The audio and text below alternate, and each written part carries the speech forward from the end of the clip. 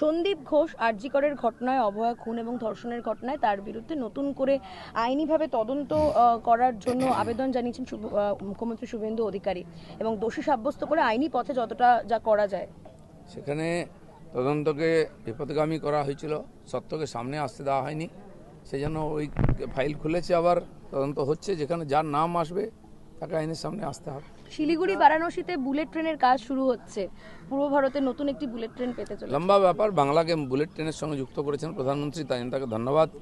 Process শুরু হয়েছে, অনেকদিন চলবে, কিন্তু পশ্চিমবাংলাকে এগিয়ে নিয়ে যেতে গেলে এই ধরনের নতুন আধুনিক ব্যবস্থা দরকার আছে। 1 জুন থেকে তিন দিন ছাড়া পেট্রোল পণ্যের দাম বাড়ছে। আজকে সকালে আবার পেট্রোল ডিজেল দুটোরই দাম 1 টাকা 13 পয়সা বেড়ে গেল। এবারে এটা নিঃসন্দেহে যে এটা যুদ্ধের কারণেই হচ্ছে, কিন্তু সাধারণ মানুষকে এই ইস্যুতে একদল লোক খেপিয়ে তুলছে, বলছে কি এমন সরকার আনলে, দেখো তেলের দাম বাড়িয়েই যাচ্ছে। না, যারা একদিন একবার হিসাব করে দেখুন, মনমোহন সিংয়ের সময় থেকে আজ পর্যন্ত এই 12-15 বছরে কত গুণ দাম বেড়েছে। আর মাননীয় মোদীজি ক্ষমতায় আসার পর থেকে বেড়েছে। গত 1-1.5 বছর ধরে তেলের দাম দুনিয়াতে বেড়েছে। আমাদের তেল কোম্পানিগুলো লক্ষ লক্ষ কোটি টাকা ক্ষতি হয়েছে। তাও সরকার মানুষের উপরে চাপ আসতে দেয়নি। কিন্তু পরিস্থিতির কারণে কিছু তো মানুষকেও স্যাক্রিফাইস করতে হবে।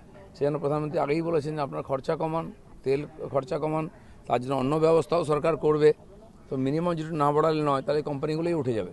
হাওড়ায় বিভিন্ন যে বেআইনি বহুতল রয়েছে তার বিরুদ্ধে এবার বুলডোজার নামানো হয়েছে। এত বছর ধরে 2013 থেকে 2020 অবধি 2000 কোটি টাকার প্রায় বেআইনি বহুতল ছিল। বিভিন্ন মানুষ অভিযোগ করেছেন বিভিন্ন সময়। এবার বুলডোজার নামানো। পুরো রাস্তা দখল করে সরকারি জায়গায় বিনা পারমিশনে আর সে বহুতল তৈরি হয়েছে এবং প্রচুর টাকা কামানো হয়ে গেছে। মানুষের কষ্ট হচ্ছে, জল বেরোবার জায়গা নেই, ড্রেন বন্ধ, জলা বন্ধ। এর ফলে কলকাতা হাওড়ায় যে জল জমে তার একটা বড় কারণ, যেখানে সেখানে বিল্ডিং তৈরি হচ্ছে। যদি মনে হয় বেআইনি অসুবিধা হয়েছে, নিশ্চয়ই সব ভেঙে ফেলা হবে। দাদা, বাগড়ি থানা তৃণমূল কাউন্সিলর অ্যারেস্ট হয়েছে, আর নর্থ থানা তৃণমূল কর্মী অ্যারেস্ট, তোলাবাজি কেসে। কাউন্সিলর, পঞ্চায়েত প্রধান, জেলা পরিষদ সমিতির মেম্বার, এরা সমস্ত দুর্নীতি এবং অত্যাচারের একটা প্রতিমূর্তি। সবার বিরুদ্ধে ব্যবস্থা হবে। আমরাও পঞ্চায়েতেতে স্পেশাল অডিট করাবো, সব পঞ্চায়েতগুলোতে স্যাম্পল সার্ভে করে। সেখানে যে দোষী পাওয়া যাবে সে পঞ্চায়েত মেম্বার প্রধান থেকে আরম্ভ করে অফিসার থেকে বিডিও পর্যন্ত সব জায়গায় হাত পৌঁছবে গিয়ে।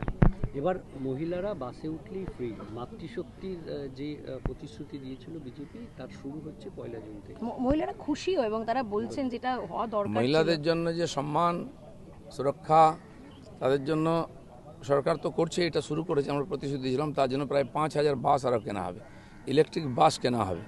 বাস নেই আর ফ্রি দিয়ে লাভ নেই। তো এরা যে সরকার ছিল আগে, বাস তো তুলেই দিয়েছে লুটপাট করে। কেন বাস বাড়ানো হবে যাতে মহিলারা সুবিধাটা পায়। এই কথাটাই পয়েন্ট তারা বলছিলেন যে সরকারি বাসের সংখ্যা অনেকটা কম, সেক্ষেত্রে অফিস যাত্রীরা, যারা নিত্যযাত্রীরা রয়েছে তাদের জন্য বাসের সংখ্যা বাড়ানো হোক, তারাই বলছিলেন। বাড়ানো হচ্ছে, মাননীয় মুখ্যমন্ত্রী বলে দিয়েছেন, লোন নিয়ে আমরা বাস কিনছি।